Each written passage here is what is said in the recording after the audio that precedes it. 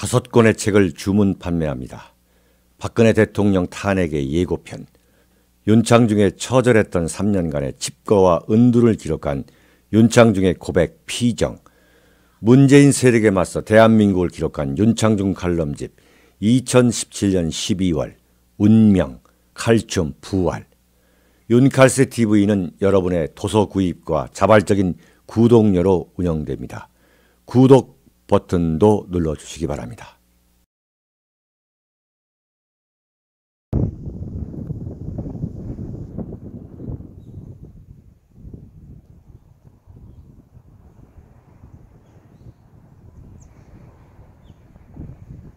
안녕하십니까. 지금부터 22번째 윤창중 정치학교 강원도 춘천 행사를 시작하도록 하겠습니다. 귀중한 주말 시간에 이렇게 이 자리를 빛내주시기 위해서 와주신 여러분들께 깊은 감사를 드립니다. 저는 도서출판 윤창중 칼럼세상 대표 이현옥입니다. 인사드리겠습니다.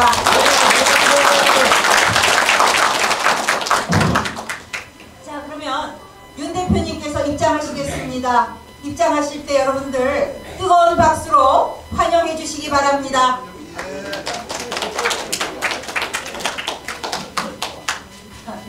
윤 대표님 입장해 주시기 바랍니다. 지금 손님이 오신 모양인데요.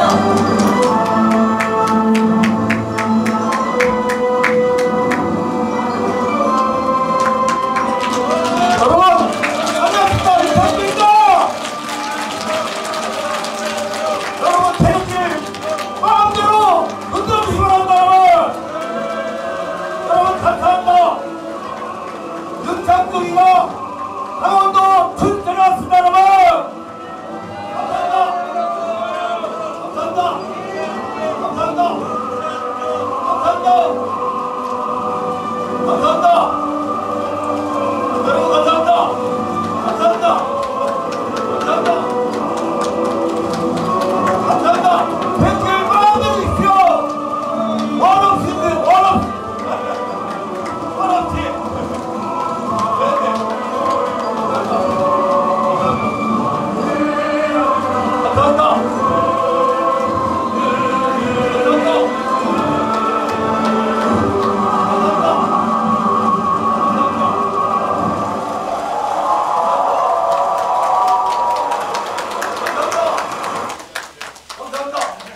윤창중 파이팅!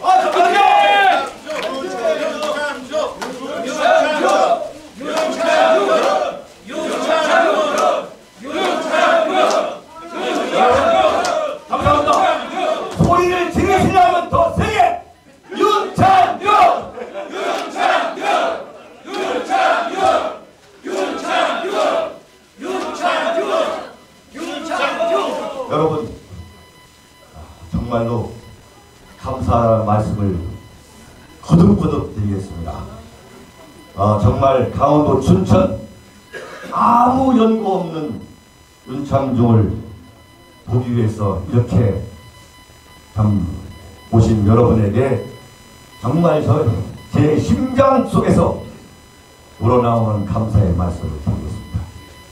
오늘 윤창중 처음 보시는 분들 계시겠지만 어떻게 미남이죠? 네. 문재인보다는 미남이죠? 네. 문호봉보다는 미남이죠? 네. 만약에 윤창중 여러분에게 공약하겠습니다. 만약에 문재인 정권을 타도해서 우리 대한민국 보수파 정권을 만들게 되면 가장 먼저 광화문 사거리에 30층짜리 형무소를 세워서 문재인 정권에서 대한민국을 전복하기 위해서 안달했던 자들을 모조리 집어먹겠습니다, 여러분.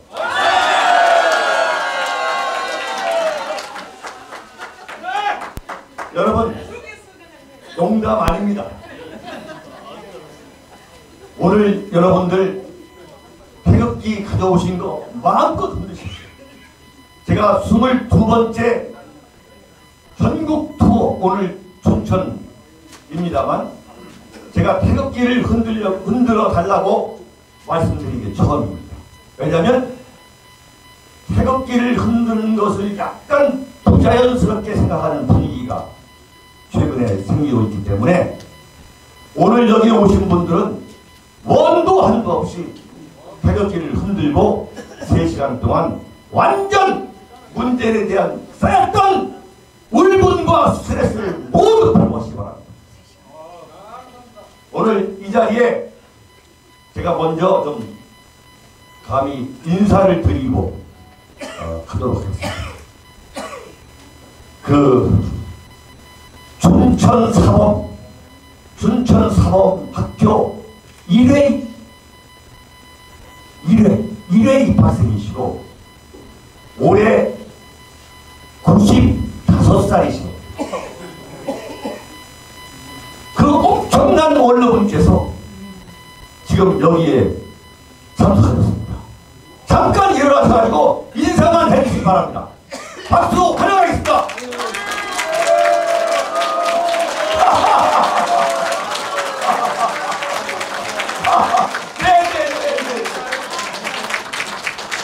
윤철새 TV를 보시고서 춘천에서 윤창중 청춘학교가 열리는데 내가 어떻게 안 갈 수 있냐 해서 오는 것입니다. 정말 영광입니다. 앉으시기 바랍니다. 예예. 자, 그러면 잠시 후에 본격적인 토크쇼를 하기로 하고 지금 저 사회 보시는 여자가 제 집사람입니다. 일제 강점기와 기간과 똑같은 지금 36년째 살고 있습니다. 아무 문제 없이 살고 있습니다. 저랑 이혼했다고 했던 그 여자입니다. 저렇게 보여도 이대라운 여자입니다. 자, 진행하세요. 네. 자, 그러면 국민의회가 있겠습니다. 모두 자리에서 일어서셔서 단상에 있는 태극기를 향해 주시기 바랍니다. 국기에 대하여 경례.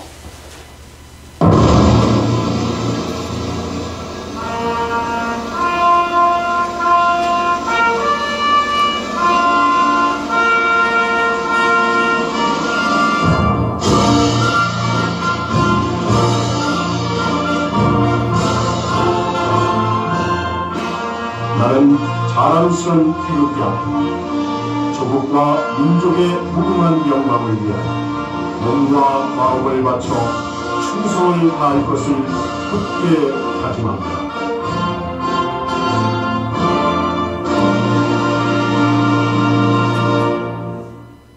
바로 애국가 제창이 있겠습니다. 애국가는 1절만 부르도록 하겠습니다.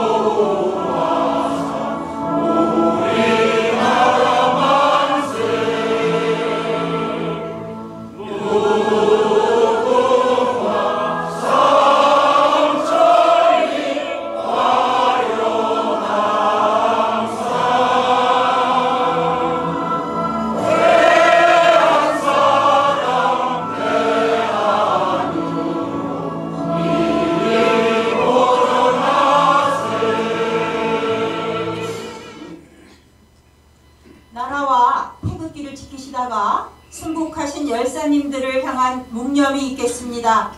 일동 묵념.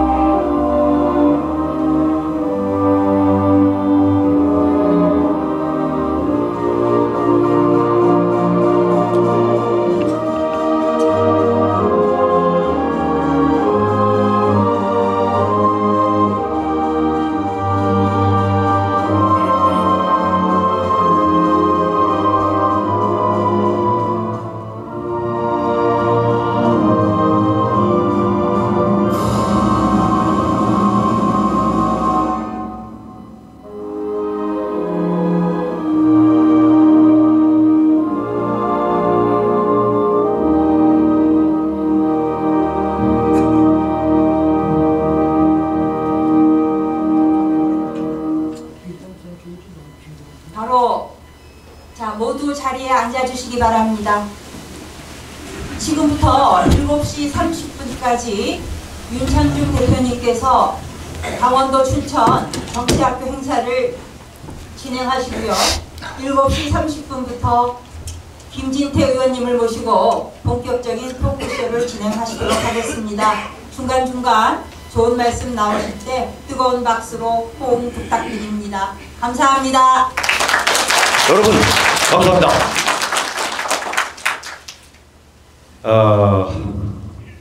제가 22번째 윤창중 정치학교를 제가 3년간의 참 죽음보다도 더 고통스러웠던 참담했던 은둔과 집거를 마치고서 2016년 9월부터 제가 전국을 돌아다니면서 수행하면서 윤창중 정치학교를 이어왔습니다. 근데 감히 강원도에는 오기가 겁이 났어요. 야, 여기 뭐 도지사부터 비롯해가지고 상당수가 이제 저 더불어민주당인데 과연 우리 국민들이 오실 것인가? 사실은 이렇게 뭐 장소를 빌려놓고서 안 오시면 참 그것만큼 황당한 일이 없을 거 아니겠습니까? 그런데 작년 12월 22일 서울역에서 서울역이 완전히 터져 나갈 정도로 많은 분이 오시는 걸 보고서 제가 용기를 얻었습니다. 아, 강원도 춘천에서 한번 하자. 완전히 뭐 한 분 오셔도 좋다. 내가 이거 지금 전국을 돌아다니는데 지금 2년 반이 넘도록 전국을 순회하고 있는데 강원도에 못 간다는 건 말이 안 되는 거 아니냐. 제가 무슨 전라도에는 참 못 간다고 할 수 있다. 그러나 이건 용기를 내고 가야 되겠다 했는데 오늘 참 너무나 많은 분들이 이렇게 참석해 주신 거 정말 감사드립니다. 거기 뒤에 앉아 계신 분들 말이죠. 요 앞에 와서 앉으셔도 됩니다. 네. 사실은 7시 40분까지 1부를 하고 2부를 전혀 쉬지 않고 바로 우리 김진태 의원이 저기로 입장하실 겁니다. 그때까지 제가 여러분들하고 윤창중의 정치학교를 하도록 하겠습니다. 제가 왜 이런 정치학교를 하고 돌아다니느냐. 제가 윤창중 칼럼스랑 TV 저 혼자 합니다. 대한민국에서 유일하게 혼자 생방송합니다. 그것도 가장 고품질의 화면과 오디오를 송출해내는 방송을 하는데 저의 직원이 제 집사람뿐입니다. 집사람이 제 매니저입니다. 서울에서 오는데 운전하고 왔습니다. 저는 오늘 여기서 무슨 말을 할 건가 지금 생각하면서 오고, 그리고 저 밖에서 아까 책 주문 받았던 그 사람이 우리 처형이고 그 옆에가 우리 조카입니다. 네. 그러면서 전국을 돌아다니면서 이렇게 순회 강연을 할 수 있는 근본 원인은 뭐냐? 그건 여러분들이 제가 춘천에서 뭘 하겠습니다 하면은 이렇게 모여주시기 때문입니다. 정말 너무너무 감사드리는 거죠. 이걸 누가 할 수 있겠어요? 이걸 자유한국당 누가 할 수 있겠어요? 아무 당원, 자유한국당 당원을 동원한 것도 아니고 대한애국당 당원을 동원한 것도 아니고 아무 동원도 아닙니다. 단지 여기는 뭐냐? 춘천 태극기 한마음회에서 우리 허남수 회장을 비롯해가지고 그분들이 춘천에 온다는 그 소식을 접하고서 도와주신 거. 그리고 지금 대한민국 수호 천주교의 모임 대수천 그 모임에서 우리 이재성 대표님을 비롯해가지고 지금 이렇게 도와주신 거. 그거 외에는 그야말로 혈혈단신으로 와가지고 이렇게 22번째를 하고 있습니다. 자, 왜 하느냐? 그것은 우리 보수 우파의 각성, 네? 우리 보수 우파의 이론 무장, 우리 보수 우파가 다시는 이 정권을 빼앗기지 않겠다는 우리의 각오를 다지는 그런 모임을 지금 이렇게 완전히 쑥대밭이 됐는데 전국을 돌아다니는 사람이 한 명은 있을 거 아니냐.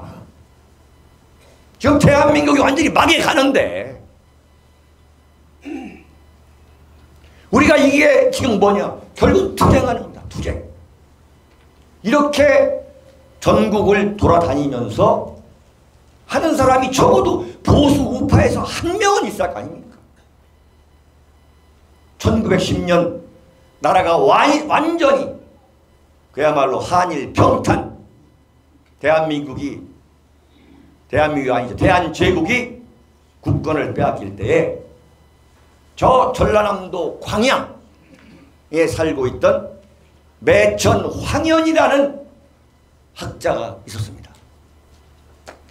그 매천 야록이라는 그 유명한 그 대한제국 말기 망해가는 대한제국을 기록한 그 매천 야록의 황현 선생이 1910년 대한제국이 국권을 빼앗길 때 이른바 절명시, 목숨을 끊는다는 거죠. 절명시를 남기고서 자살을 했습니다. 이른바 자살을. 그때 황현 매천이 뭐라고 했느냐? 조선이 500년 동안 선비를 길렀는데 단 한 명이라도 목숨을 끊어야 하지 않겠느냐.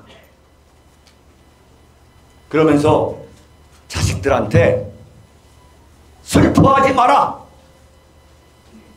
나는 대한제국의 멸망을 참지 못해서 내가 죽는 것이니 절대 슬퍼하지 마라 라는 그 유명한 사귀절의 절명시를 남기고 세상을 떠났습니다. 박근혜 대통령이 탄핵의 위기에 몰릴 때 대한민국 언론인, 칼럼니스트, 대한민국의 그 많은 정치학자, 그 많은 지식인 중에서 박근혜 대통령을 지키지 못하면 대한민국을 지킬 수 없다. 박근혜 대통령을 지키지 못하면 대한민국의 공산화를 막을 수 없다고 외친 사람은 감히 윤창중, 아무런 정책도 없었던 윤창중 단 한 사람이었습니다, 여러분.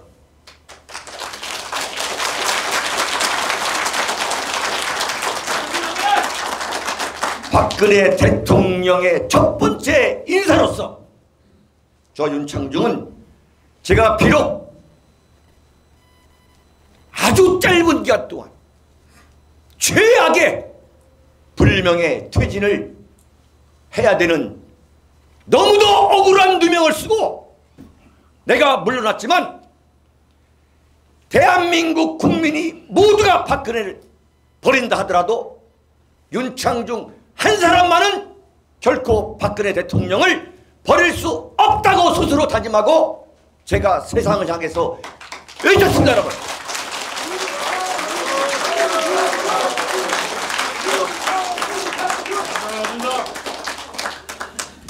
박수 소리가 좀 작은 것 같습니다.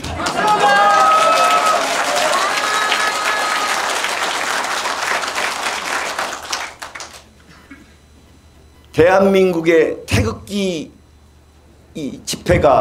집회에 태극기가 등장한 거, 그건 2016년 11월 4일입니다.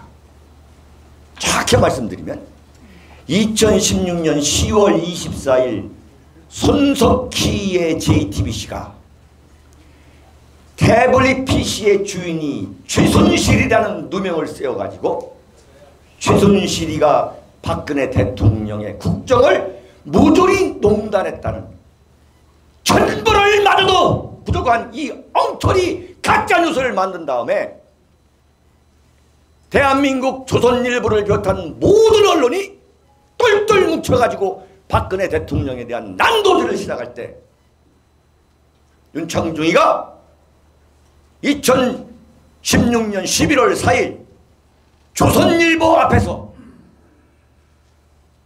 조선일보 철독과 TV조선 폐지를 위한 특별 기자회견을 했습니다. 그 특별 기자회견에 200여 명이 오셨는데 거기에 태극기가 등장합니다. 거기에 그때 그 자리에 오신 역사적 증인이 바로 대수천의 이계성 대표님. 여기 오늘 오셨습니다.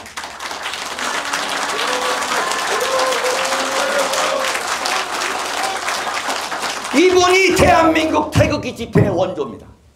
그때 대수천에서 태극기를 들고 나왔고 또 한 그룹이 어떤 그룹이냐면 엄마 부대 주옥순 그 엄마 부대 그 엄마 아줌마들이 태극기를 들고 나왔습니다. 이게 다 기록에 있습니다. 윤창중 칼럼사랑에 들어가시면 거기에 정확하게 태극기가 나옵니다. 자, 윤창중 정말 당시에 순간적으로 번뇌했습니다.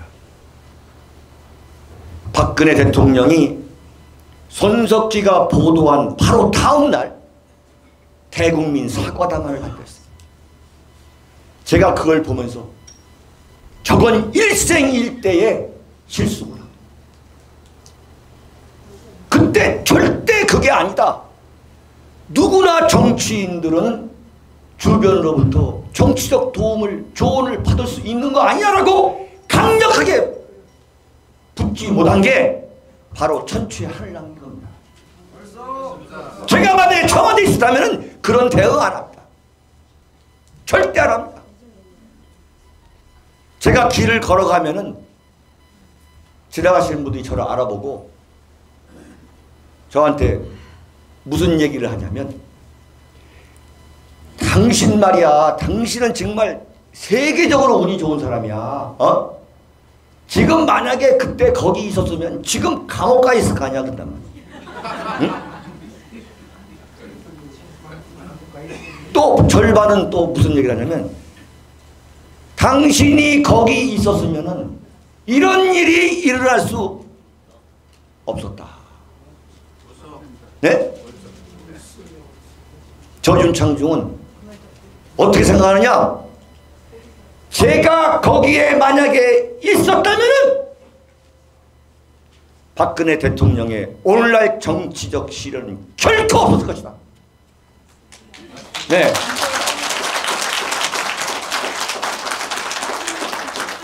제가 박근혜 대통령의 당선인 수석 대변인을 하다가 인수위 대변인을 하고 청와대 대변인을 하면서 박근혜 정권 인사의 99.9%를 제 입으로 발표를 했습니다.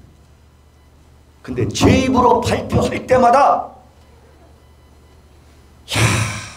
이래서는 안 된다. 박근혜 정권이 이런 사람들을 고위직에 중용하게 된다면 이 정권은 무너지게 돼 있다. 참 얼마나 제가 참 마음이 무너지는 네? 그런데 어느 날 제가 여러분이 아시다시피 그 엄청난 누명을 쓰고 제가 경질이 된다는 그 전화를 제가 받고 제가 전화를 끊으면서 제 아내한테 그랬습니다. 내가 감히 말하건대 박근혜 대통령의 정치적 운이 끝난 것 같다. 그때 우리 집사람이 저기 있는 집사람이 나를 쳐다보면서 이런 황당한 사람이 있나 말이지. 응? 근데 그랬어요. 박근혜 대통령을 지킬 수 있는 사람은 내가 볼 때 윤창중 딱 한 사람이었다. 99.999%가 겉으로 보면 화려한 학력에 경력에 좋은 집안이지만 어떤 누구하고도 싸워보지 않고 어떤 누구하고도 싸우지 않고 오로지 처세술과 기회주의로 출세만 해온 사람들이 다 포진했기 때문에 만약에 좌파의 공격을 받으면 저건 하루아침 해장거리도 안 된다. 그때 우리 집사람이 너나 잘하세요 하는 표정으로 쳐다보더라고요. 근데 그게 그대로 맞아떨어졌습니다. 그러면서 세월호 사건이 뭐 펼쳐지고 이랬죠.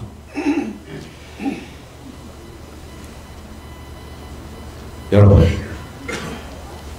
제가 어제 그저께 저녁에 윤칼세 TV 방송을 끝내고 나니까 바로 들어온 뉴스가 손석희 뉴스가 나왔습니다. 제가 하느님은 살아있구나. 정말 사필비정이구나. 응? 이 천벌을 마저도 부족한 이 손석희가 정말 하늘은 무심하지 않구나 라고 저는 가슴을 쳤어요. 네? 박근혜 정권을 만드는 데에 1등 공신, 저는 감히 말씀드리겠습니다. 그건 윤창중이고 문재인 정권을 만드는 데 1등 공신이 누구냐? 그거 손석희입니다. 얼마나 악랄한 인간입니까? 제가 아까 말씀드렸죠?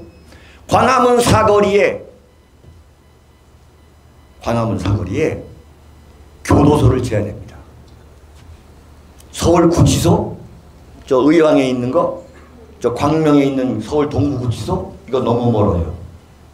요새는 구치소를 무슨 뭐 크게 넓게 질 필요도 없어요. 그냥 한 20층 올려요. 30층 올리는 거예요. 그 아이디어를 누가 냈냐면 지금 저 서울 동부구치소에 가 계시는 이명박 대통령이 아이디어를 낸 거예요. 자기 재임 기간 동안에 이 딱 경제기획원에서 이걸 가져왔는데 보니까 어마어마한 땅에 어마어마한 예산을 들여가지고 형무소를 진다는 거예요. 그러니까 이 건설업자 출신인 이명박 대통령이 뭐라 했냐면 이 사람아 그걸 왜 그렇게 줘? 그냥 우회로 올려라 말이야. 우회로 올려라. 그래서 서울 동부 구치소 그 광명에 있는 데 가보면 정말 우회로 올라가 있어요. 아파트도 아니고 무슨 뭐 공장형 아파트도 아니고 하여튼 이상한 건물이 올라가 있어요. 그걸 이명박 대통령이 지은 거예요. 근데 거기에 자기가 들어가 있을 거라고는 상상도 못했죠. 네. 그런데 이게 말이죠. 자, 손석희가 그런 스캔들에 걸려들 거라고는 아무도 생각을 못했을 겁니다. 그런데 제가 이른바 워싱턴 사건을 겪어봤잖아요. 여기 오신 분들이 참 저도 참 피곤한 사람, 피곤해요 진짜. 아까 말씀드린 것처럼 21번 돌아다닐 때 매번 저한테 이제 거기에 대해서 이제 위로를 하고 뭐 어떻게 된 거냐 물어보는데 저도 참 피곤하지만 여러분들이 또 듣고 싶어 하니까. 네? 손석희가 박근혜 대통령을 탄핵하기 전에 가장 먼저 아작을, 그야말로 아작을 낸 사람이 누구냐면 그게 바로 윤창중입니다. 네. 여러분 생각해 보십시오. 제가 빨가벗고 여성 인턴 엉덩이를 만지면서 성추행을 했거나 또는 강간을 시도했거나 그랬다면은 미국의 경찰과 검찰이 저를 가만히 두겠습니까? 3년 동안 제가 집권하는 동안 단 한 통의 전화도 하지 않았습니다. 네? 정말 이 대한민국 언론 그 보도를 가장 앞장선 인간이 누구냐? 바로 손석희였습니다. JTBC는 완전히 이건 중계방송, 중세방. 완전히 가짜뉴스. 제가 대통령을 모시고 정상회담을 그것도 미국에 간 놈이 새벽 5시, 6시까지 술 처먹고 돌아다니다가 프레스센터를 몽유병 환자처럼 이렇게 돌아다녔다는 거예요. 이야, 저는 기본적으로 아무리 여러분, 제가 술을 새벽 5시, 6시까지 먹고서 그 돌아다니는 그런 놈처럼 보입니까, 제가? 정말. 네? 아니요. 이야, 그런 조작을 하는 게 대한민국 언론입니다. 제가 네? 어떻게 빨가벗고 인턴 여자 보고 들어오라고 해가지고 그걸 엉덩이를 만들면서 강간을 했다고 어떻게 조선일보가 쓸 수 있냐? 어떻게? 조선일보에서 윤창중이가 그렇게 했다는 의혹이 있다고 쓴 자가 누구냐? 지금 문재인 정권에서 청와대에 출입을 하고 있는 조선일보 기자입니다. 여러분 그 문재인의 신년 기자회견 들으셨죠? 거기에 조선일보 기자가 나와가지고 물어보죠. 그자가 윤창중이가 강간을 성폭력을 시도하려 했다는 의혹이 있다라고 쓴 자가 그자예요. 그런 자가 지금 조선일보 기자를 하고 있는 거죠. 네. 죽여요.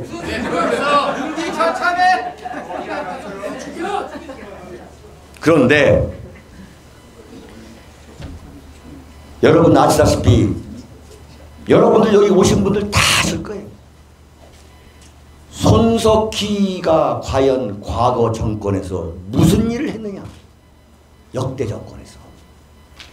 손석희하고는 저하고 나이가 똑같습니다. 근데 제가 언론계는 빨리 들어갔습니다. 손석희는 전두환 정권 시절에 이른바 땡전 뉴스, MBC에서 땡전 뉴스의 가장 앞잡이가 누구냐? 손석희였습니다. 제가 그때 정치부 기자를 하면서도 이야, 정말 해도 너무한다 손석희. 어? 전두환을 저렇게 빨아댈 수가 있느냐 했던 게 손석희입니다. 이건 MBC 동영상에 다 나옵니다. 그런데 그런 자가 어느 날 좌파로 돌아서 가지고 완전히 그가 있던 MBC 그리고 지금 몸을 담고 있는 JTBC는 보수 우파의 도살장입니다. 도살장. 네? 그 도살장을 총지휘하고 있는 게 손석희입니다. 맞습니다. 정말 손석희가 저런 일을 당하지 않는다면 제가 볼 때는 하늘이 없는 거예요. 하늘이. 어떻게 저렇게 평생을 거짓과 위선으로 살아오면서 마치 좌파의 정의를 위한 언론인처럼 포장하면서 살아가는 저 손석희를 보면은 저 같은 경우는 정말 열불이 터집니다. 열불. 그런데 윤창중이가 박근혜 대통령 당선인의 첫 번째 1호 인사가 됐을 때에 저를 가장 먼저 조린 인간이 누구냐? 네? 손석희. 가장 먼저 조린 인간이 유승민,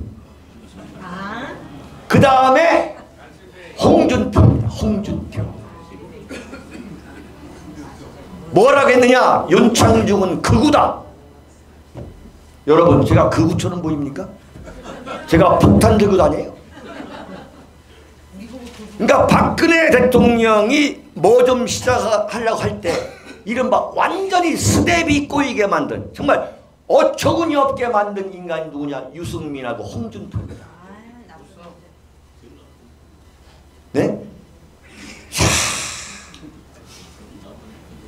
아니, 첫 번째 인사한테 같은 진영에 있으면서 유승민이가 국회 국방위원장을 하면서 윤창중은 극우다 이거야. 이걸 대서특별한 인간이 누구냐? 손석희입니다. 네. 그 다음에 홍준표. 와, 정말 놀라운 인간이에요. 정말. 제가 1981년부터 정치부 기자를 했지만 인간적으로 정치적으로 정말 못된 인간은 홍준표입니다. 정말 보수 우파의 정말 이 뭡니까? 등골을 빼먹는 인간이 홍준표입니다. 그런 최종적인 결론을 다시 한번 내리게 된 계기가 뭐냐? 홍준표가 손석희를 위로 격려하는 페이스북을 올렸어요. 손석희 사장, 이 시련을 꿋꿋하게 견디시오. 굉장히 어려운 시련이지만 잘 견디길 바란다. 이렇게 올린 거예요. 이게 보수 맞습니까? 네? 네. 당분간 질문 안 받겠어요. 예. 그게 말이 되는 거야. 이게 지금 대한민국 보수 우파의 현실입니다. 엊그제까지 당대표를 했던 인간이 대한민국 보수 우파가 그야말로 갈아먹고 싶을 정도로 증오하는 그 인간에 대해서 위로하고 격려하고 용기를 내라고 그런 페이스북을 올리는 인간을 우리가 어떻게 보수라 볼 수 있는 거예요? 정말 기가 막힌 일이 벌어진 거예요.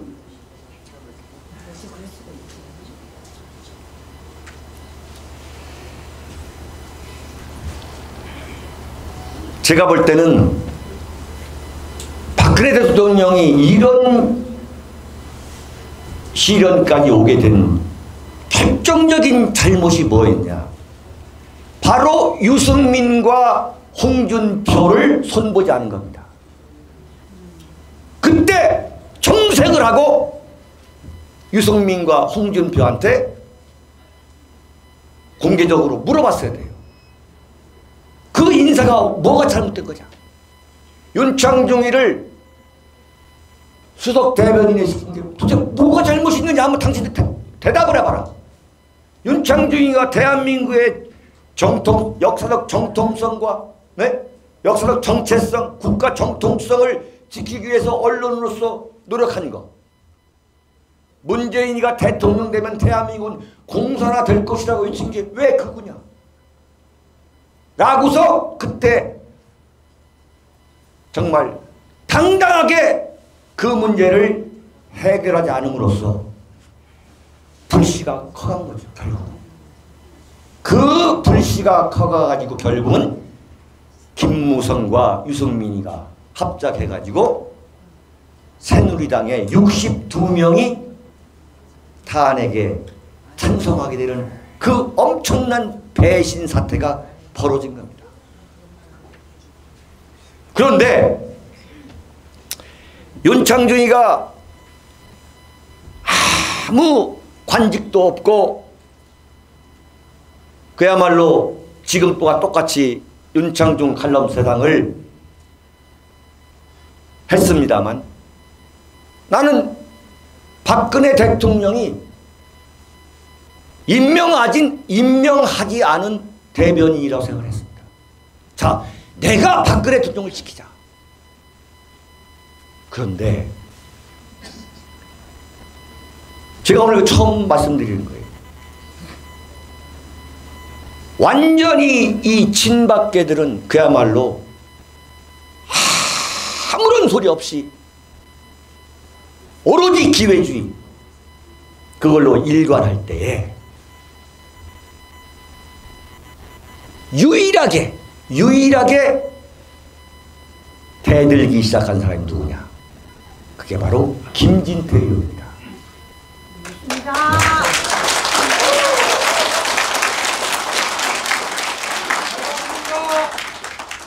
여기 보니까 뭐 김진태 빠들이 많으시네 보니까. 그때에 뭐냐면은 조선일보 주간이 해외 여행을 갔고 그 부인이 조선소에 가서 그 배 진수식 할 때 도끼로 그 테이프 카팅을 하고 이런 사실을 폭로한 국회의원이 김진태 의원입니다. 대한민국에서 정치를 하면서 또 대한민국에서 야심이 있다는 사람이 조선일보한테 정면 대결하는 것은 결코 쉬운 일이 아닙니다. 그건 정치 인생 스스로 끝나는 겁니다. 네. 나는 김진태 박수 세게 치세요. 예.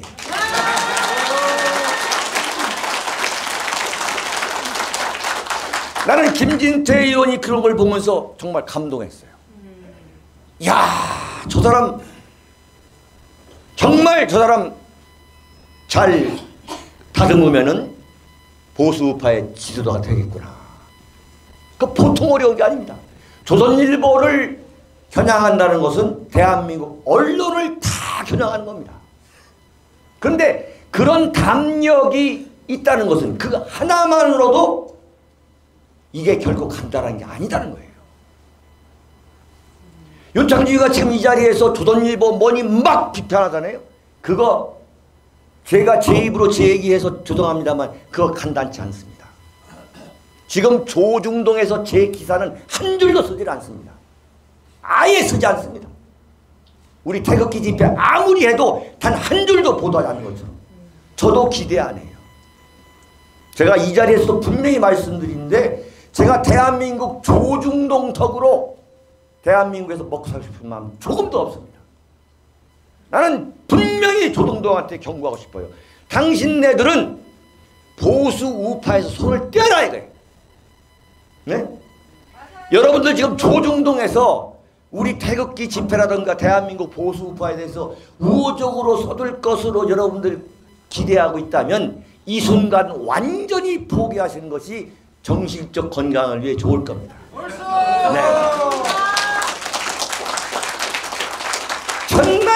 천만의 말씀이에요. 문재인은 조져요. 왜 그러냐? 보수 우파가 신문 보도로. 네? 그런데 지금 뭐 태극기 집회라든가 무슨 뭐 자유한국당에서 태극기 보수 우파의 움직임에 대해서는 아예 모른 척 하잖아요. 네. 왜 그러냐? 보수 우파 언론이 박근혜 대통령을 완전히 타도하는데 가장 앞장선 신문이 조선일보고 가장 두 번째 앞장선 신문이 동아일보고 중앙일보고 다 그 순서로 된 거 아닙니까? 그들이 지금 문재인 정권을 만든 거예요. 그러면 지금 문재인 정권이 망하도록 그야말로 죽을 각오로 문재인 정권을 조지겠습니까? 천만의 말씀이죠. 지난 1월 12일 대한민국 건국 이래 대한민국 해병대 예비역이 가장 많이 대한문 앞으로 나왔어요. 정말 대한민국 건국 이래. 그런데 대한민국 언론은 단 한 줄도 보도를 안 했어요. 네. 정말 피가 거꾸로 솟는 거예요. 제가 그 해병대 거기서 연설을 했습니다만 단 한 줄도 비치지 않았어요. 모든 언론이. 자, 그렇다면 우리 대한민국의 보수 우파는 결심을 해야 됩니다. 여러분들이 자, 우리 뭐 솔직히 까놓고 얘기하는 거예요. 지금 제 의견에 맞지 않은 분도 한번 일단 경청해 주시기 바랍니다. 저 윤창중은 제가 정말 무너지는 한이 있더라도 박근혜 대통령 탄핵에 앞장섰던 인간은 저는 인정할 수가 없어요.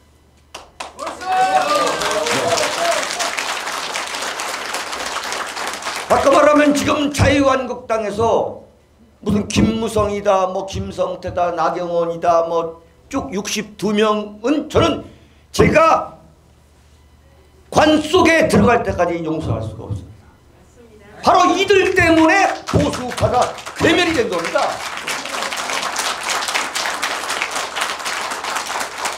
그런데 그래요. 아, 김무성이가 뭘 그렇게 잘못한 게 뭐가 있냐고. 응? 그러면 우리가 지금까지 태극기를 왜 들었냐. 태극기를 들고 계신 분도 그런 소리를 합니다. 제가 그래서 오늘 태극기 흔들으시라는 거예요. 우리는 뭐냐, 우리 태극기 집회는 어디서 출발했냐면 박근혜 대통령 탄핵은 헌법과 법률에 따라서 진행된 게 아니다. 원천무효다. 인민재판이다. 마녀 사냥이다 해서 여러분들이 지금 태극기를 들고 나온 거 아닙니까? 그래서 우리가 지금 2년이 넘도록 지금 태극기를 흔드는 거 아닙니까? 우리가 무슨 미친놈입니까? 지금 토요일만 되면 태극기 흔들게? 그런데 지금 대한민국 언론이 자유한국당 당대표 경선을 보도하는 걸 보십시오. 여기 춘천의 김진태, 김문수, 심재철은 아예 보도를 않거나, 네? 1월 23일 국회 앞에 정말 완전히 어마어마한 사람들이 모였는데 단 한 줄도 안 나왔죠. 자, 그렇다면 우리가 조선일보 무슨 이런 신문, 보수우파 신문에 대해서 우리가 기대를 갖는 게 그건 바보예요. 바보야, 완전히. 아니, 어떻게 그럴 수가 있냐. 그냥 새카맣게 와. 전국에 난리가 나가지고 왔는데 그걸 어떻게 한두 줄 보도 안 해. 그 다음에 김문수, 심재철, 이쪽에 완전히 다른 사람들, 황교안. 아니, 뭐 황교안 지지할 수가 있어요. 네, 그 다음에 이제 오세훈, 그 다음에 홍준표. 이게 완전히 메이저 그룹이야. 이것만 계속 보도하는 거야. 계속. 그런데 참 기가 막힌 얘기예요. 그런데 왜 소도 왜 뒷걸음치다가 뭐 쥐새끼를 밟는다는 그런 말이 있잖아요. 난 김병준 비상대책위원장이 나는 깜짝 놀랐어요. 이야, 난 저 양반 물병준이라고 내가 평소에. 물병준. 아니, 어떻게 노태우 대통령 꼬문하다가 여기 와가지고 그게 뻔뻔하게 참 진짜 이 두꺼운 분이 돼. 에? 평생을 노무현 따라다니다가 어떻게 이쪽 자유한국당 이 소위 말하는 수구 꼴통, 보수 반동 여기에 와가지고 비대위원장을 하고 있는 거예요. 참 놀라워. 그거 배워야 돼. 그런 거 참 배워야 돼, 진짜. 근데 죽은 듯이 있더니 그러면서 뭐 황교안 뭐 입당 환영한다고 했잖아요. 그럼 황교안이가 들어와가지고 뭐 당대표니 이런 거 안 할 거로 생각했나? 황교안 들어올 때 김무성 씨가 환영한다고 그랬잖아요. 나 그거 보면서 아, 저거 안 봐도 비디오구나. 그런데 김병준 씨가 뭐 입당 환영한다고 그래가지고 악수하고 했는데 김병준 씨의 이 계산이 어긋난 거예요. 야, 이거 보니까 완전히 황교안, 오세훈, 이 저 누구냐 홍준표로 가네. 홍준표는 이건 처음부터 불쏘시개고. 이건 뭐 죽어도 안 되는 얘기인데 이제 독한 소리만 하고 있는 거고, 거기에 이제 홍준표가 막 끼려고 하는 거죠. 그런데 김병준이가 그랬잖아요. 비상대책위원장이 황교안, 오세훈, 홍준표는 나오지 마라 그랬잖아요. 이야, 나 그거 보고 대한민국 만세 부르고 싶더라고 정말. 이야, 이거 사필 규정이구나. 아니 여기 계시는 분들 중에도 뭐 황교안을 뭐 지지할 수 있고 다 지지할 수 있어요. 근데 제가 이제 제 생각을 말씀드리는 거예요. 저는 솔직한 얘기가 제가 정치부 기자를 하고 또 그 사이사이에 제가 정치권에도 제가 2번, 3번 들어갔다가 나온 사람인데 제가 1997년 이회창 총재의 그때 대선 후보 제가 보좌역이었어요. 저는 이회창 후보는 대한민국에서 결코 다시는 찾아볼 수 없는 우수한 인재라고 봅니다. 네, 그분은 황교안과 비교하면은 내가 볼 때는 이건 몇만 배, 몇십만 배, 몇천 비교 자체가 안 되는 거예요. 네? 나는 그러는 거예요. 이게 이 정치판이 간단한 게 아닙니다. 윤창중 완전 난도질 다 하는 거 보세요. 어? 이렇게 난도질 하잖아요, 지금. 응? 그런데 자기가 국무총리 했다 그래가지고 딱 와가지고 머리 무수발로 이렇게 뭐, 통합해야 된다. 뭐 삼합이다, 단합이다, 화합이다, 뭐, 그냥 뭐 무슨 화합, 뭐 삼합 어쩌고 하는데 그거 갖고 되는 게 아니에요. 예? 한마디로 한 방이면 나가는 거야. 한 방이면. 예? 대한민국은요, 적어도 윤창중처럼 완전 폐인이 돼야만 그게 내공이 생기는 거예요. 내공이. 예? 이게 간단하게 되는 게 아닙니다, 이게. 예?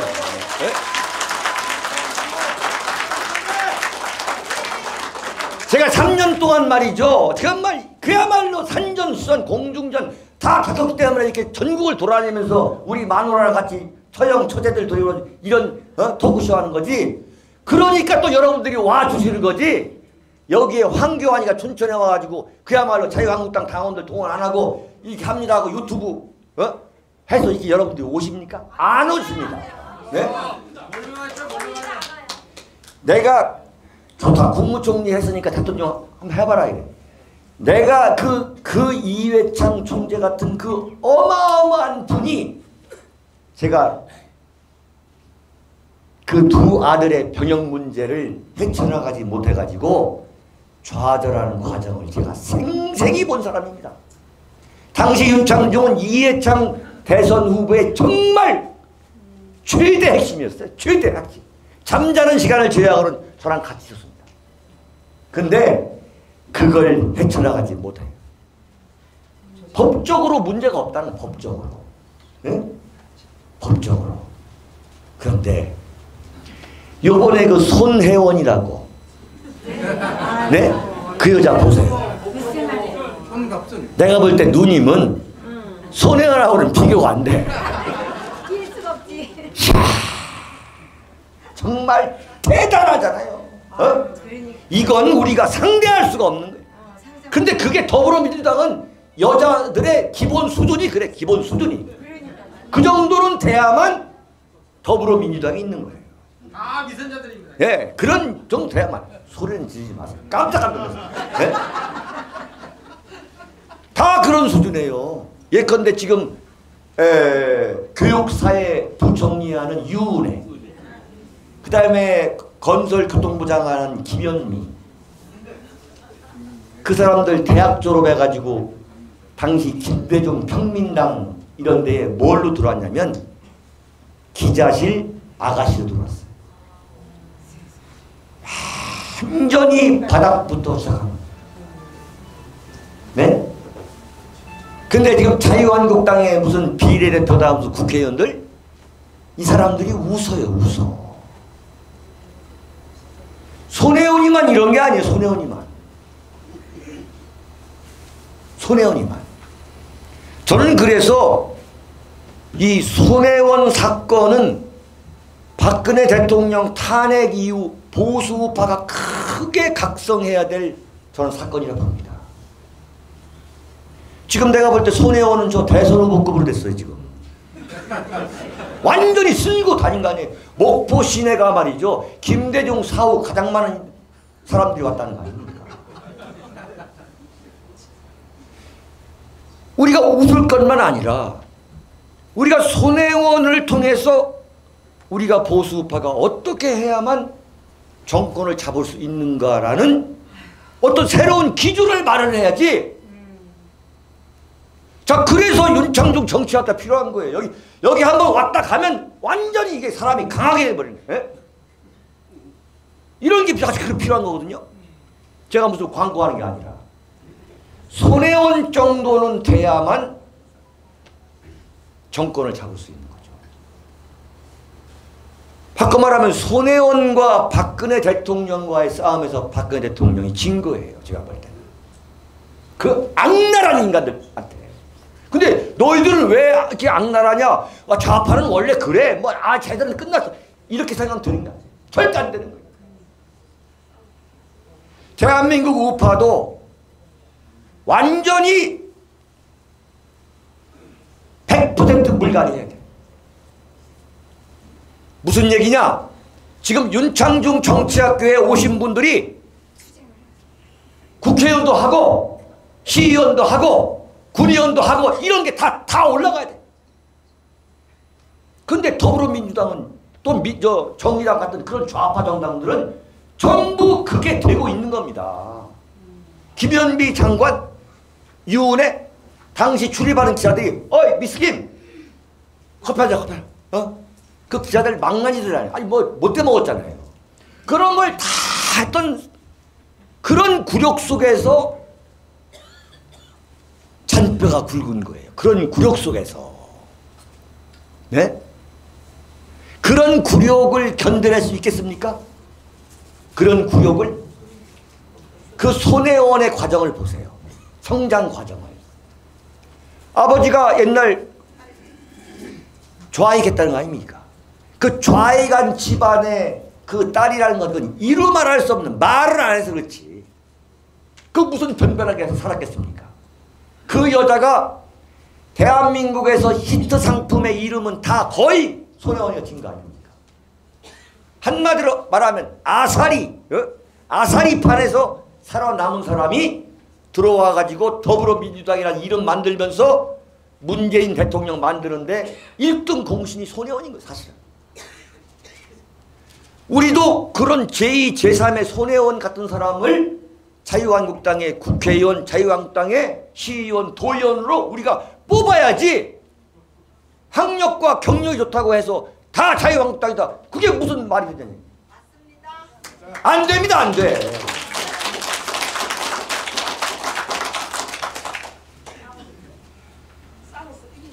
그러니까 저는 이렇게 봐요.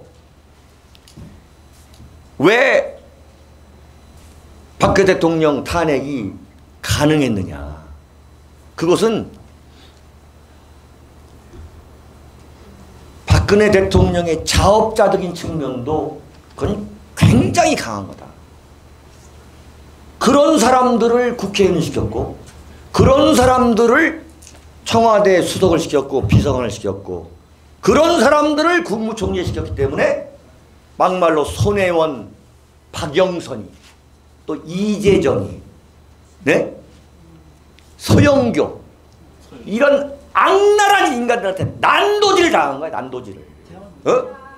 지금 박근혜 대통령이 자 보세요. 국회 청문회라던가 또는 박영수 특검에서 그 발표한 그 수많은 거 그 다음에 대한민국 언론이 만들어낸 그 뉴스 그 수많은 거 뭐 세월호 7시간 뭐 어쩌고 단 한 가지라도 맞는 게 있으면 여러분 있습니까? 없습니다. 이건 정말 당해본 사람만 알아요. 야, 언론이 이렇게 악랄하구나. 대표적인 게 윤창중이를 그때 언론이 막 성추행범, 뭐 성폭행범, 강간범으로 몰아갈 때 딱 보니까 기사가 떴어요. 윤창중 딸이 지 아버지가 성추행, 성폭행범으로 그 스캔들에 휘말려 가지고 딸이 파혼을 했다. 여러분 그 기사 보셨죠? 윤창중은 딸이 없습니다. 딸이. 윤창중은 아들만 둘 있어요. 아들만. 이게 대한민국 언론이에요. 그리고 아이 또 옛날 생각하니까 미치겠네 진짜. 윤창중이 그 다음에 기자들이 수백 명 우리 김포 신도시 아파트 앞에 진을 치고 있는데 윤창중이가 치킨을 풀어다 먹었다. 치킨. 근데 그 치킨의 모델들이 왜 여자 왜 그 아이돌 그룹 있잖아요. 이거 완전히 이 자식은 미친놈이야. 생마야 생마. 낮이고 밤이고 여자만 예? 여자 엉덩이나 두드리고 어? 내가 치킨을 보다 먹었다. 치킨을. 아이고. 저 좀 쳐다보지 마세요. 저 아주 여자라면 지긋지긋해. 아유 정말 지긋지긋해. 그냥 걸어 다닐 때도 그냥 땅바닥만 걸어. 누가 여자가 선생님 그러면 아유 왜 그러세요 왜 그러세요. 참, 기가 막힌 얘기. 인간은 완전히 기가 막힌 얘기 정말. 한 번은 조금 여담 좀 해야 되겠습니다. 평택 미군 기지 앞에서 땡큐 아메리카 그 주한미군한테 감사하다는 태극기 집회를 했잖아요. 근데 그때 이제 제가 이제 그날 연설을 하러 이제 우리 집사람하고 같이 가는데 그 집사람이 저 이제 매니저니까. 그런데 관광버스가 이렇게 많이 왔더라고요. 그래서 이제 연설 거기에 맞춰서 이제 가려고 험지겁 가고 있는데 그 관광버스에서 어떤 아줌마가 막 그냥 뛰어내리면서 책임져요 책임져요 막 이러는 거예요. 나 저한테 어? 책임지라고 나보고. 아니 제가 왜 아니 책임을 지라니 속으로. 아이고 또 3년 놀아 내가 어? 또 3년 내가 참 운동해야 돼 이거 짚어야 돼. 이 양반이 거기서 그런 거예요. 아까 말씀하신 건데 2016년 11월 4일 윤창중 대변인이 그날 조선일보 앞으로 나오라고 그래가지고 자기가 거기에 간 사람이라는 거예요. 나는 정치도 모르고 아무것도 모르는데 그때 가서 딱 그 연설 듣고서 감동해가지고 그 뒤로 지금까지 태극기만 들고 내가 미친년이 내가 지금 가정 버리고 남편 버리고 지금 이것만 하고 있다. 나보고 책임져요 책임져.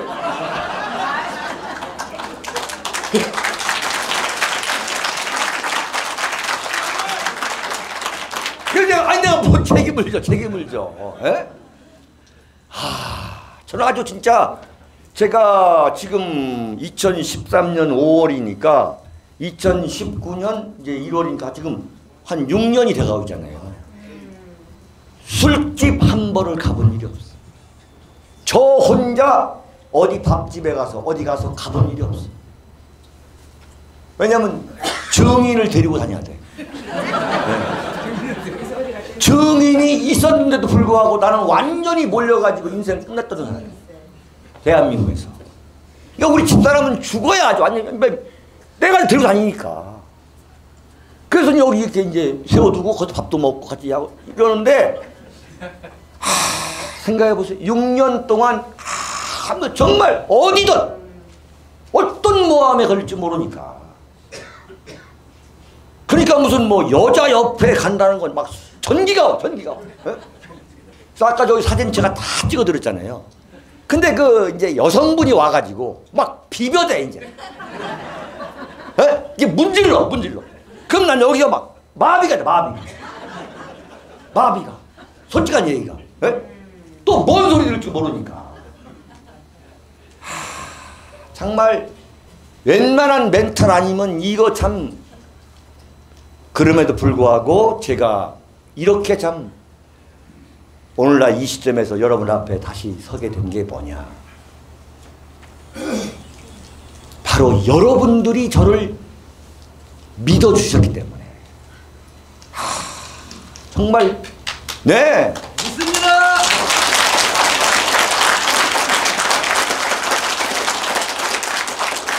지금 박수가 가장 먼저 나온 데가 어디냐면 저 여성분들이야. 그러니까 이게 윤창중이는 결백하다는 거지. 예? 정말 여러분들이 윤창중을 만약에 제가 3년간의 은둔을 마치고 이제 제가 글쓰기와 방송을 했는데, 그러면서 제가 3년 동안 완벽하게 집거를 하다가 나왔는데, 오후 6시에 엘리베이터를 타고 내려오는데, 제가 14층이고 1층에서 제 엘리베이터를 기다리고 있던 저희 같은 동의 아주머니, 아저씨, 동네 주민들이 제가 엘리베이터에서 타고 내리는데 그야말로 환호를, 환호. 너무너무 감사합니다. 살아주셔서. 그 아주머니들, 그 아저씨들. 그러니까 이사 갔다는 소문도 많이 났었어요.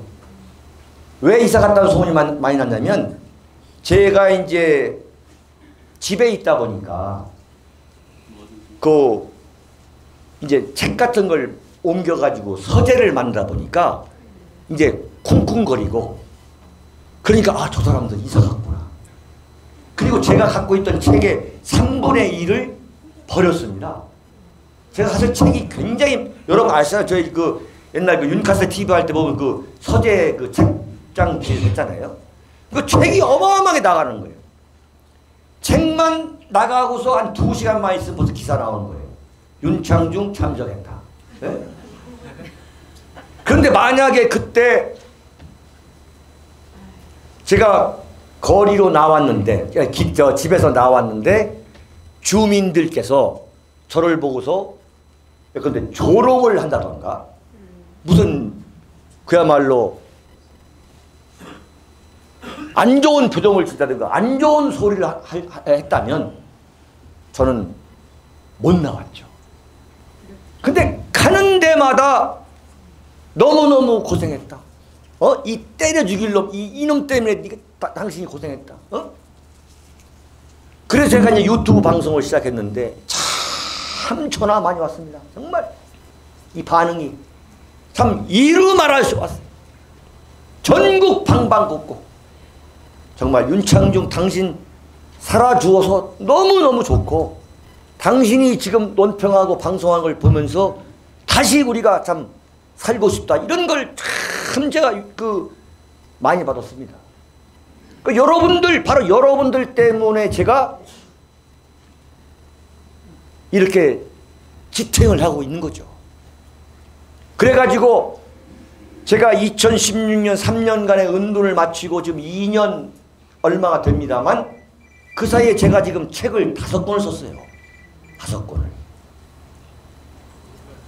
여러분들이 좀, 그게 뭐냐면, 한 권 이걸 팔아가지고 거기서 나온 이윤이 있습니다. 한 권을 팔면 한 3,000원, 4,000원 남는 이윤. 그 이윤을 모아서 2번째 책을 만들고 계속 해왔는데 5권까지 이 책이 지금 나왔어요. 그건 제가 일생일대 제가 신문사에 있으면서도 책은 참 많이 썼습니다. 한 10권도 썼습니다만, 지금 요즘 아마 가장 많은 글을 쓰고 가장 많은 방송을 하는 제 인생에서 그런 시기인 것 같아요. 말이 나온 김에 여러분들이 좀 책을 좀 구매해주면 그게 저한테는 큰 도움이 됩니다. 그리고 윤창중 정치학교를 또 계속 이어갈 수가 있어요. 그래서 2월 23일에는 저 울산에서도 하려고 합니다. 그때도 여러분들 좀 오십시오. KTX 타고.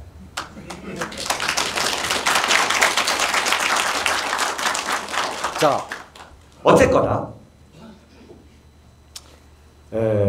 김진태 의원이 7시 40분에 저게 딱 나타나기로 저를 약속했거든요. 근데 제가 20분 동안 결론을 내리면서 진행하도록 하겠습니다. 박근혜 대통령은 어떻게 할 걸로 보느냐. 여러분들 굉장히 궁금하시고 이제 그러실 건데, 저도 물론 박근혜 대통령을 최근에 만난 일도 없어요. 근데 제가 박근혜 대통령을 어떻게 보면은 가장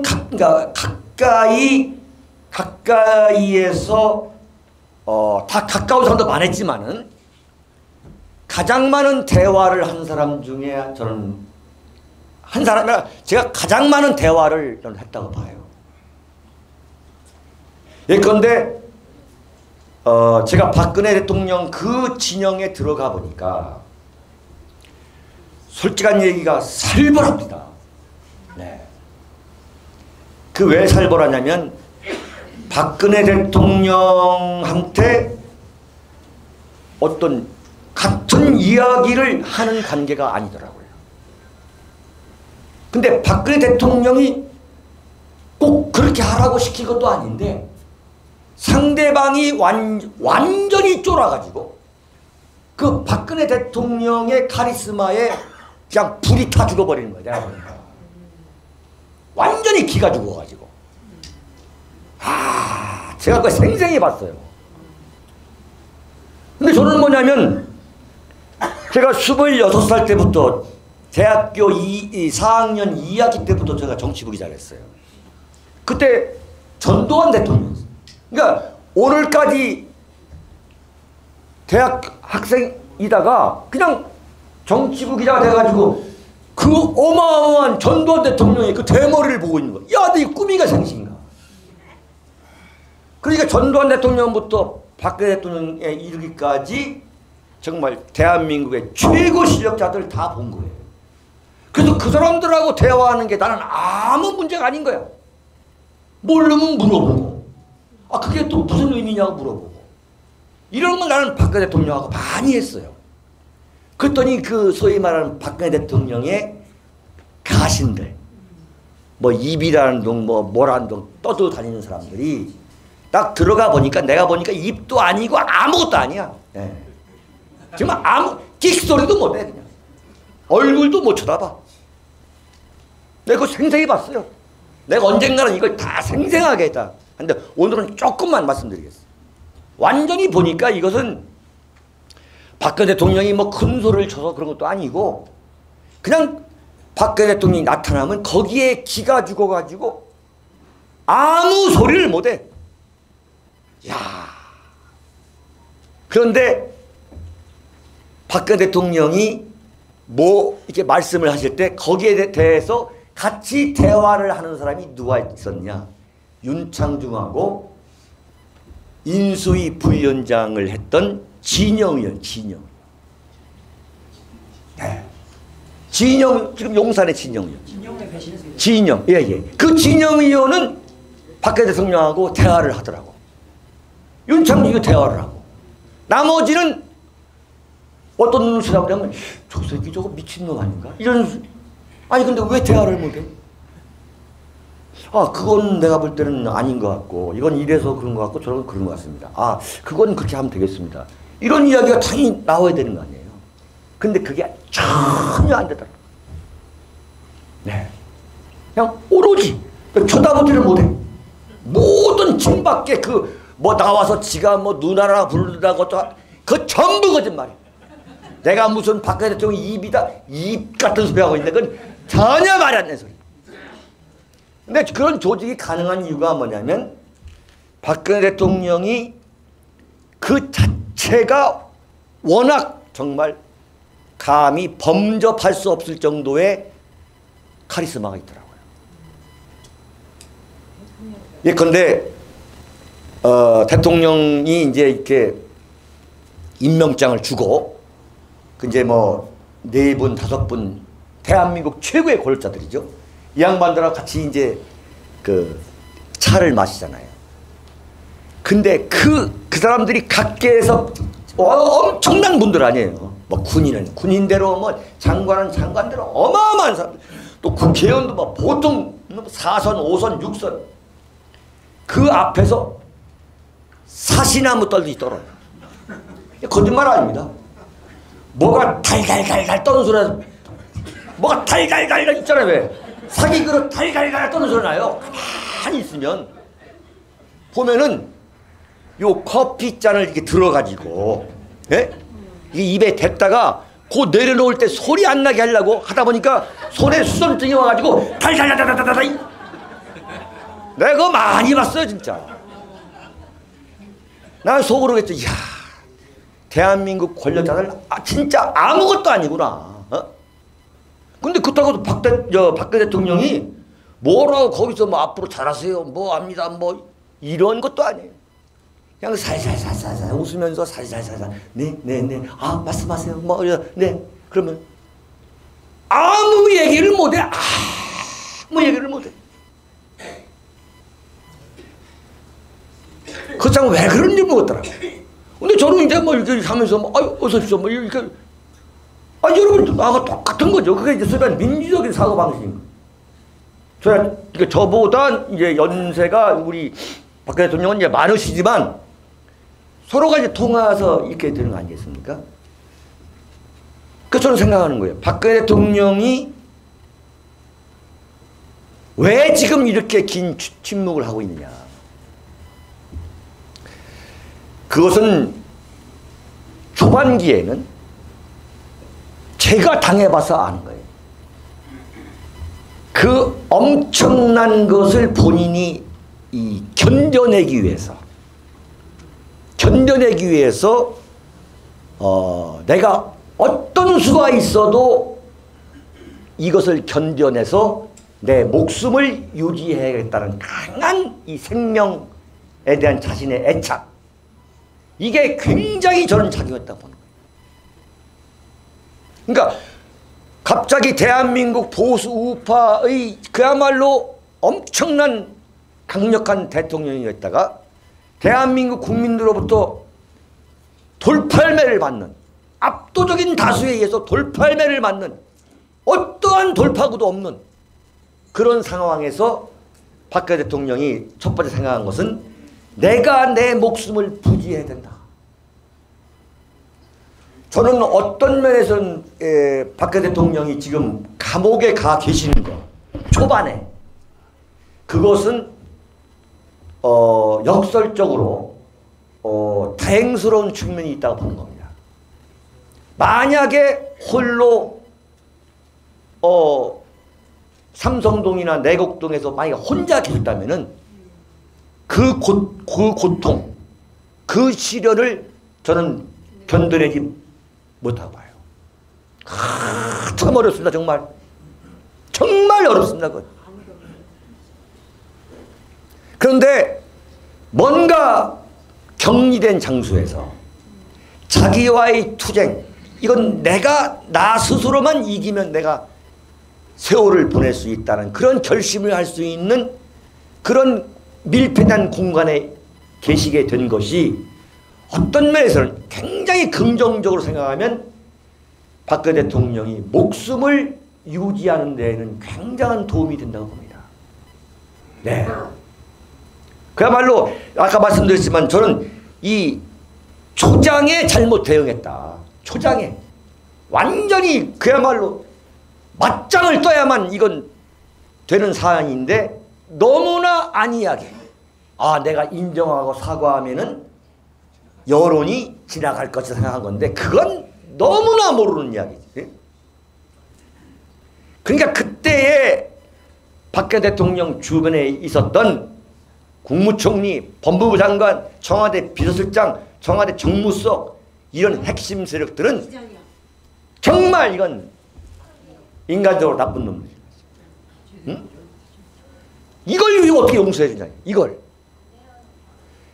아니 누가 보수 우파의 단합, 누가 반문 연대를 바라지 않겠어요.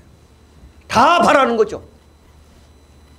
그런데 지금 문재인에 대항하려면 우리가 뭉쳐야 된다?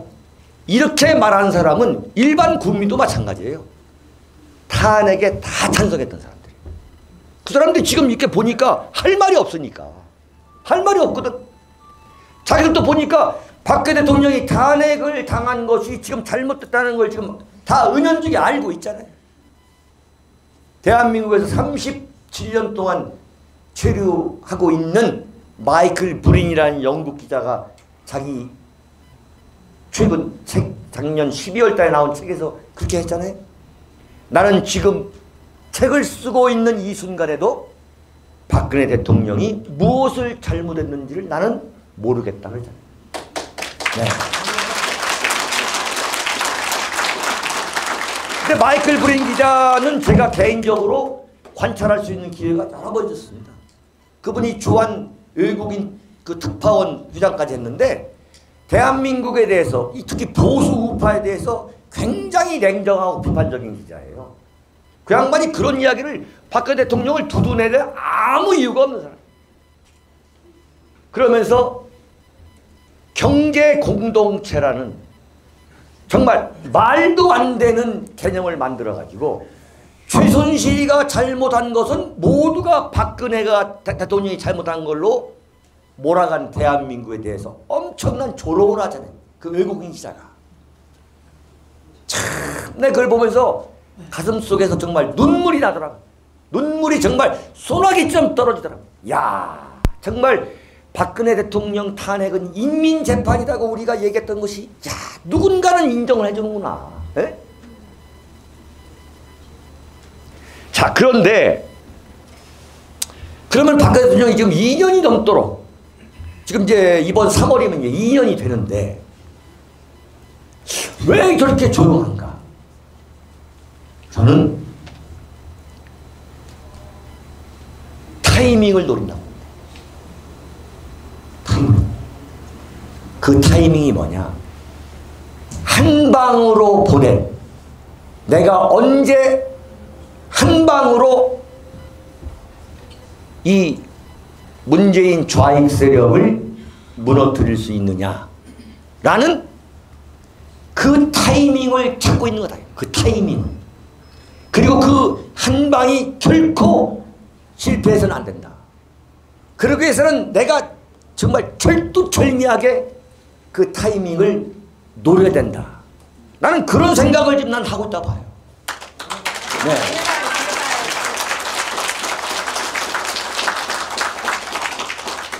두고 보십시오. 그게 난 나올 것이다. 그러면 뭐냐? 어설프게 그 저항하고 또 사람이 자꾸 말을 하다 보면요, 이제 그 위력이 임팩트가 떨어집니다.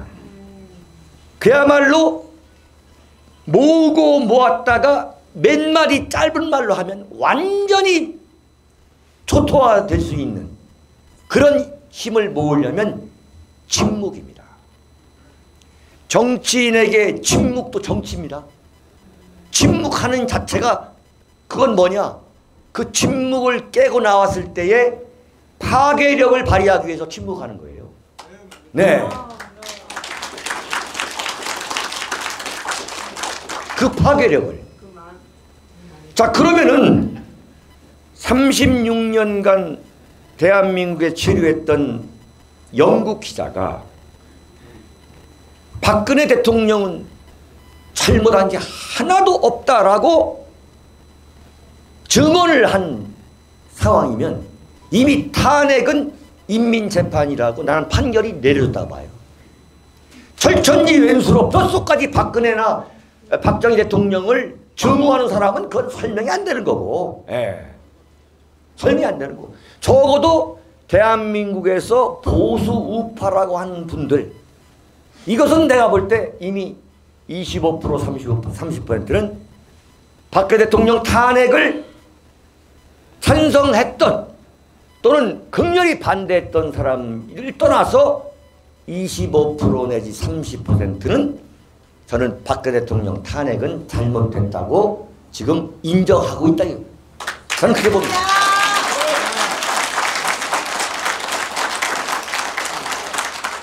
그런 상황을 누가 만들었느냐? 바로 여러분이 만든 겁니다. 여러분이. 예? 여러분이 만든 거예요. 여러분들이 지치지 않고 지금까지 태극기를 흔들었기 때문에 이런 세상이 지금 오고 있는 거예요. 지금. 이런 세상이. 그러니까 이제 뭐 단순히 뭐 사필 규정이다 이렇게 말할 수가 없는 게 뭐냐면, 우리가 만약에 집에 전부 들어가 있었고 토요일 뭐 무슨 뭐 아니면 국경일에 태극기 집회하고 이런 게 하나도 없었다면은, 하나도 없었는데 이런 일이 벌어졌을 것이냐? 저는 그렇다고 안 봐요. 저는. 전만의 말씀이에요. 그런 게 만약에 없었다면은 지금 우리는 어떤 상황에 왔을 거냐? 제가 100% 제가 단언합니다.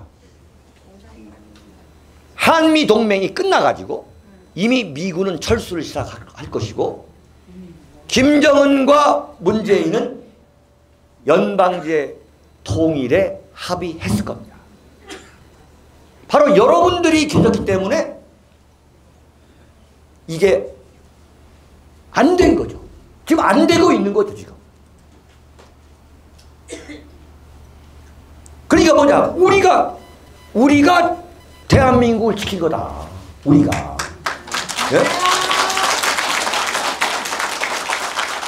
결코 여러분들이 헛된 노력을 한 게 아니다. 결코 우리가 헛된 노력을 한 것도 아니고 우리가 억지를 부린 게 아니다. 마이클 브린 기자가 그렇게 말했다 뿐만 아니라 지금 그런 것은 그야말로 우리가 이제 일반적인 보편적인 진리로 지금 굳어가고 있다 이거예요. 지금 상황이.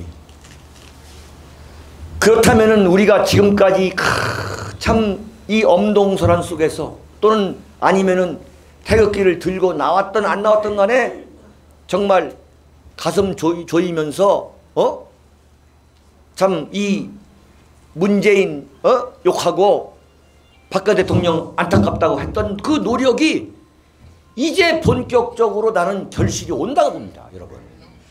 네?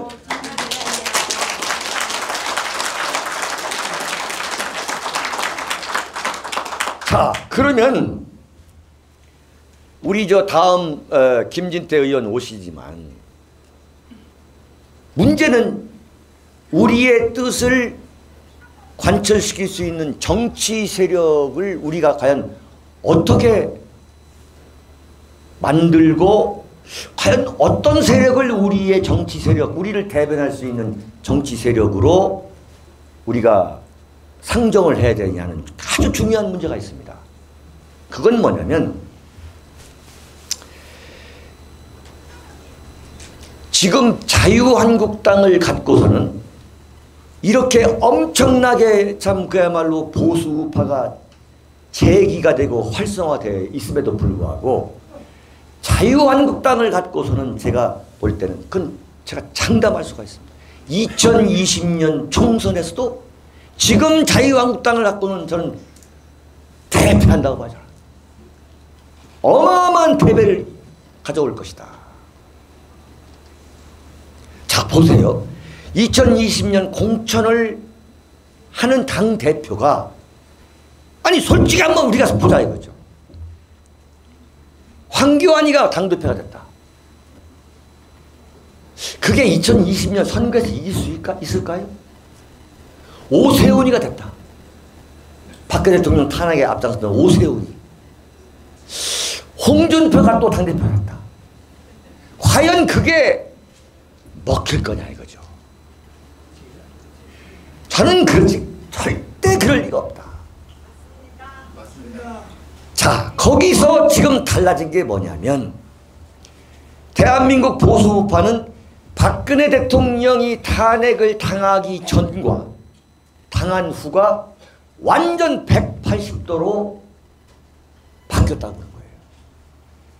그게 뭐냐? 바로 대한민국 보수 우파 시민 세력이 정말 놀랍게 성장한 거다. 네? 놀랍게. 아니 예컨대 박근혜 대통령 탄핵 전에는 이런 게 이루어질 수가 없었어요. 이런 모임은 그야말로 자유한국당에서 동원해야만 가능한 모임이었어요. 지금은 이게 이루어지고 있잖아요. 이건 무엇을 말하느냐?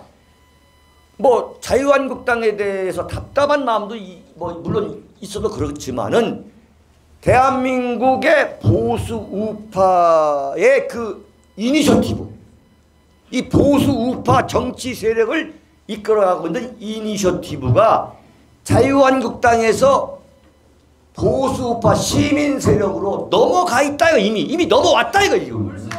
네.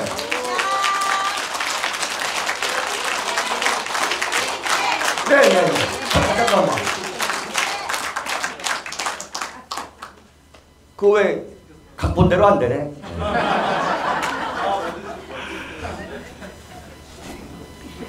그 1분만 그 진행 좀 잘하시오. 여기 보니까 이제 이 춘천에 그 태극기 한마음회가 있는데 그쪽에서는 이제 그 열성이기 때문에 빨리 이제 김진태 의원님을 이 안에 집어넣으려고 하는 건데 조금만 기다리세요. 그러한 자유한국당이 박근혜 대통령 탄핵 이전에 100% 누려왔던 보수우파 정치 세력 또 보수우파 시민 사회에 행사했던 영향력이 박근혜 대통령 탄핵을 계기로 급격하게 떨어졌다 이거죠. 그래서 그것이 보수우파 시민 세력으로 넘어왔다 이거예요. 근데 이 보수우파 시민 세력은 어떤 세력이냐? 바로 박근혜 대통령 탄핵이 인민재판이다, 마녀사냥이다, 잘못된 거라고 분노하고 있는 세력으로 넘어왔다 이거예요. 네?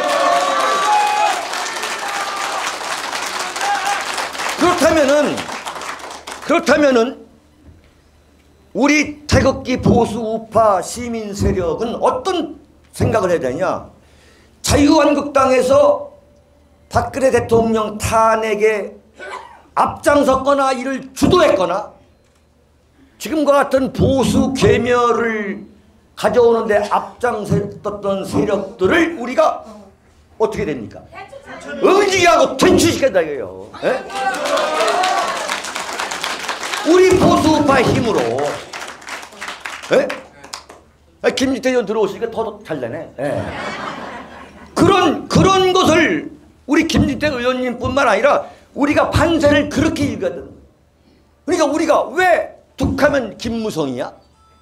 이건 언론은 지금 대한민국 언론은 뭐냐면 박근혜 대통령을 무너뜨리고 문재인을 세운 이 언론이기 때문에 지금 이와 같은 보수 우파 세력의 세력 개편을 인정하고 싶지 않은 거예요.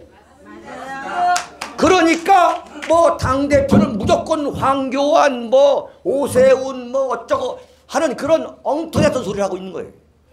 그러나 실제적으로 자유한국당 당원들의 그 저류에 흐르고 있는 그 어떤 민심, 당심 그리고 보수 우파 태극기 시민 세력의 그 저류에 흐르고 있는 민심은 이미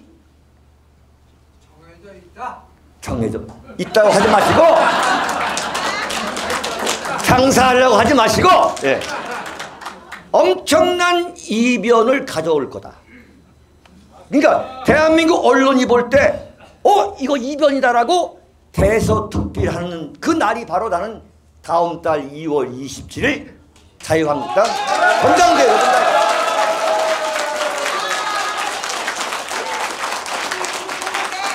여러분 이렇게 해서 윤창중 정치학교 춘천 제1부를 마치고 곧바로 2부 휴식시간 없이 2부로 넘어가도록 하겠습니다.